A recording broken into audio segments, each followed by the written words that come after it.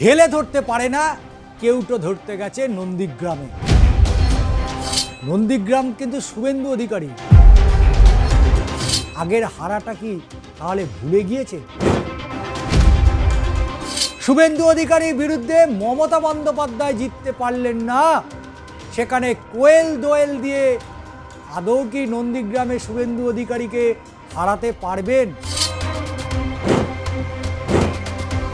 মেদিনীপুরে 15-0 করতে হবে দলের কর্মীদের, এমনই টার্গেট বেঁধে দিয়েছেন। এত টার্গেট মিলবে তো? আর এই প্রসঙ্গে বিজেপি বিধায়কদের তৃণমূলের সাথে যোগাযোগ তথ্যটি ফাঁস করে দিয়েছেন সর্বভারতীয় সাধারণ সম্পাদক। হেলে ধরতে পারে না, কেউটো ধরতে গেছে নন্দীগ্রামে। নন্দীগ্রাম কিন্তু শুভেন্দু অধিকারীর, একথা ভুলে গেলে চলবে না। নন্দীগ্রামের বুকে দাঁড়িয়ে শুভেন্দু অধিকারী খোদ রাজ্যের মুখ্যমন্ত্রী তথা তৃণমূল সুপ্রিমো মমতা বন্দ্যোপাধ্যায়কে পরাজিত করেছিল, একথা রাজ্যের মানুষ নয়, ভারতবর্ষের মানুষ জানে। আর সেই নন্দীগ্রামে তৃণমূল কংগ্রেসের সেনাপতি তথা সর্বভারতীয় সাধারণ সম্পাদক অভিষেক বন্দ্যোপাধ্যায় শুভেন্দু অধিকারীকে চ্যালেঞ্জ করছে। আগের হারাটা কি তাহলে ভুলে গিয়েছেন? শুভেন্দু অধিকারীর বিরুদ্ধে মমতা বন্দ্যোপাধ্যায় জিততে পারলেন না, সেখানে কোয়েল দোয়েল দিয়ে আদৌ কি নন্দীগ্রামে শুভেন্দু অধিকারীকে হারাতে পারবেন? এই প্রশ্নই কিন্তু উঠছে। এই প্রশ্ন বিজেপি করছে নয়, নন্দীগ্রামের মানুষ করছে। বেনেজল হিরণকে ফিরিয়ে দেন অভিষেক।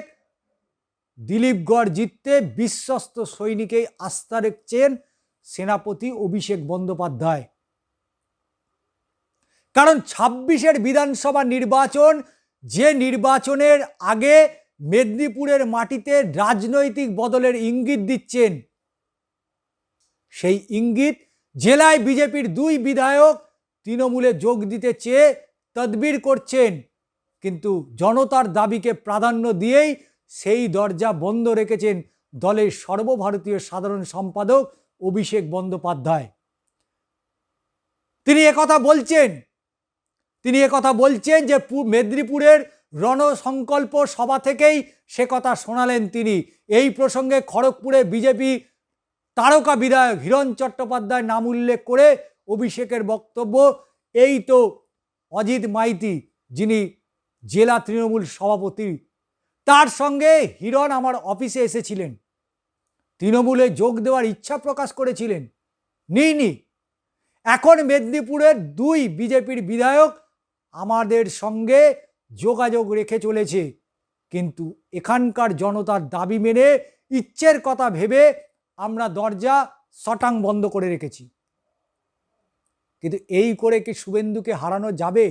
অভিষেক বাবুর আরও বক্তব্য, এই যে অজিত মাইতি যিনি তৃণমূল জেলা সভাপতি, তার সঙ্গে হিরণের এই যে যোগাযোগ, তার যে এই ইচ্ছে প্রকাশ, আদৌ কি তাই সত্যি? কারণ নন্দীগ্রামে 2021-এ মমতা বন্দ্যোপাধ্যায়কে চ্যালেঞ্জ করেছিল শুভেন্দু অধিকারী, যে মমতা বন্দ্যোপাধ্যায় সেই চ্যালেঞ্জকে অ্যাকসেপ্ট করে তিনি নির্বাচনে দাঁড়িয়েছিলেন, সেখানে পরাজিত হয়েছে। 4বার বাংলার মাটিতে মমতা বন্দ্যোপাধ্যায় সরকার প্রতিষ্ঠিত হবে, এমনই মনে করছেন অভিষেক বন্দ্যোপাধ্যায়। আর সেই লক্ষ্যে নির্বাচনের আগে গোটা রাজ্য চষে বেড়াচ্ছেন তৃণমূলের সর্বভারতীয় সাধারণ সম্পাদক অভিষেক বন্দ্যোপাধ্যায়। কর্মসূচির নাম যতই করো হামলা, আবার জিতবে বাংলা। তিনি মেদিনীপুর শহরে জনসভা করছেন। মেদিনীপুরে 15-0 করতে হবে দলের কর্মীদের, এমনই টার্গেট বেঁধে দিয়েছেন। এত টার্গেট মিলবে তো? এই মুহূর্তে পশ্চিম মেদিনীপুরে বিজেপি বিধায়ক মাত্র 2 জন, খড়গপুরে হিরণ আর ঘাটালে শীতল কপাট।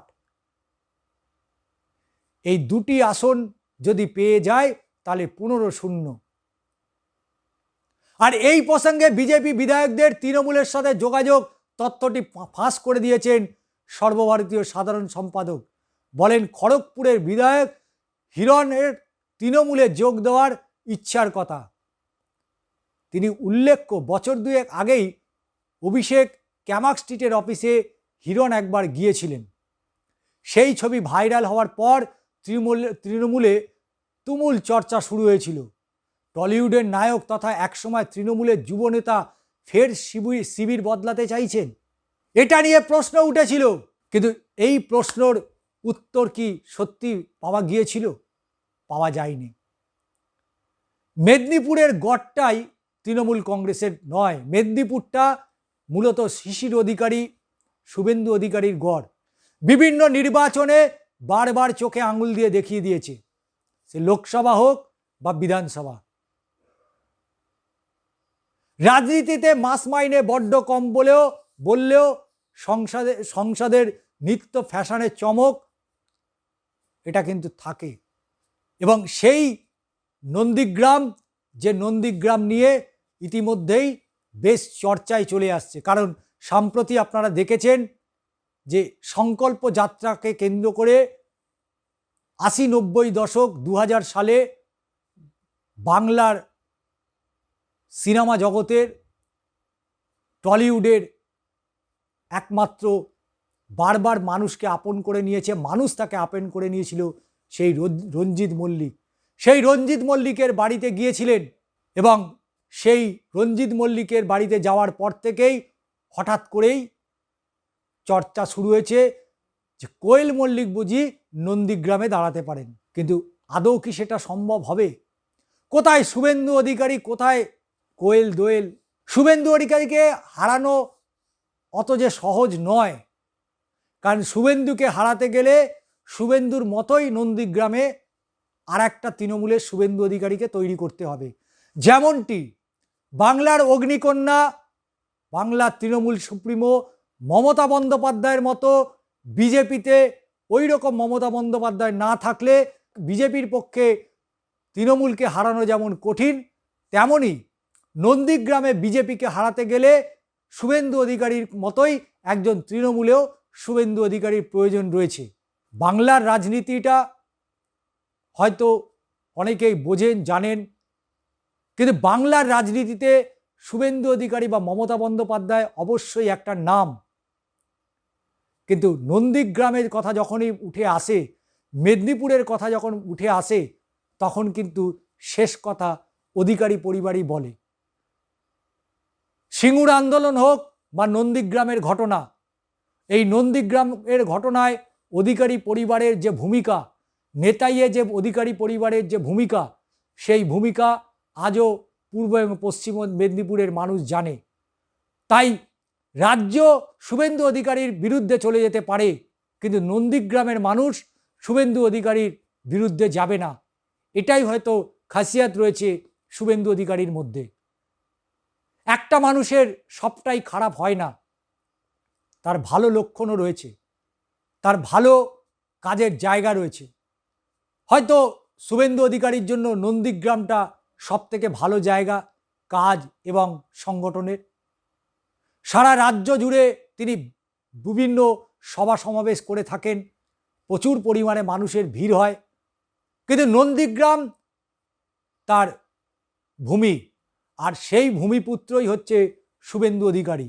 তাই স্বাভাবিকভাবেই সেখানে যে কোনো তৃণমূলের নেতাই তারা যাক না কেন, যারাই শুভেন্দু অধিকারীর বিরুদ্ধে দাঁড়াক না কেন, পরাজয় যে নিশ্চিত সেটা কিন্তু সকলেই জানে। কিন্তু হাওয়া গরম করার একটা বিষয় রয়েছে, হাওয়া একটু গরম করতে হয়। নির্বাচনের আগে হাওয়া একটু গরম না করলে তাহলে কর্মী সমর্থকরা চাঙ্গা হবে না, এবং সেই চাঙ্গা করার জন্যই এই মেদিনীপুরে তৃণমূলের সর্বভারতীয় সাধারণ সম্পাদক অভিষেক বন্দ্যোপাধ্যায় তিনি যে বক্তব্যগুলো রেখেছিলেন, সেটা কিন্তু বিজেপির নেতাকর্মীরা মনে করছেন এটা তাদের কাছে, তাদের কর্মীদের কাছে হাওয়া গরম করা। এবং হাওয়া গরম ছাড়া এর বাইরে আর কোনো ফলাফল বেরোবে না। কারণ নন্দীগ্রামে যেমন শুভেন্দু অধিকারী, ভবানীপুরে মমতা বন্দ্যোপাধ্যায়, এই দুটো গড় রাজ্যের মানুষ তাদেরকে আলাদা করে বলতে বা বোঝাতে হয় না। একটা ছোট বাচ্চাও জানে যে ভবানীপুরে মমতাকে হারাতে গেলে শুভেন্দু অধিকারী কেন, 7খানা শুভেন্দু অধিকারী এলেও ভবানীপুরে মমতা বন্দ্যোপাধ্যায়কে যেমন হারাতে পারবে না, ঠিক তেমনই উল্টো নন্দীগ্রামেও ঠিক একই চিত্র হবে। এবং সেখানে শুভেন্দুকে হারানোর মতন এখনও তৃণমূলে সেই রকম কেউ তৈরি হয়নি। তৃণমূলের সুপ্রিমো, বাংলার অগ্নিকন্যা মমতা বন্দ্যোপাধ্যায় তিনি নিজেই নন্দীগ্রামে হেরে গিয়েছেন। ফলে যেখানে মমতা বন্দ্যোপাধ্যায় পরাজিত হন, সেখানে আর যেই হোক, রাম শ্যাম যদু মধু যেই যাক না কেন, সে যে ওখানে জিততে পারবে না এটা কিন্তু স্পষ্ট। যদিও আমরা 2021-এর নয় 2011 সালের বিধানসভা নির্বাচনে দেখেছিলাম যে এই যাদবপুর কেন্দ্র থেকে রাজ্যের মুখ্যমন্ত্রী তৎকালীন প্রয়াত বুদ্ধদেব ভট্টাচার্য তিনিও কিন্তু হেরে গিয়েছিলেন। ফলে জয় পরাজয় কিন্তু প্রতিটা খেলাতেই রয়েছে, সেটা ফুটবল, ক্রিকেট হোক, হকি হোক, যে কোনো খেলায় জয় পরাজয় রয়েছে। কিন্তু নন্দীগ্রামে শুভেন্দুকে হারানো কিন্তু যথেষ্ট কঠিন, আবার উল্টো দিকে ভবানীপুরে মমতা বন্দ্যোপাধ্যায়কে হারানো ততটাই কঠিন। তাই শুভেন্দু অধিকারীর গড়ে যে যেভাবেই বলুক না কেন, যে যতই টার্গেট দিয়ে দিক না কেন, আদতে সেই ফল একেবারেই 2-2 4 হবে না, সেটা কিন্তু স্পষ্ট বোঝা যায়।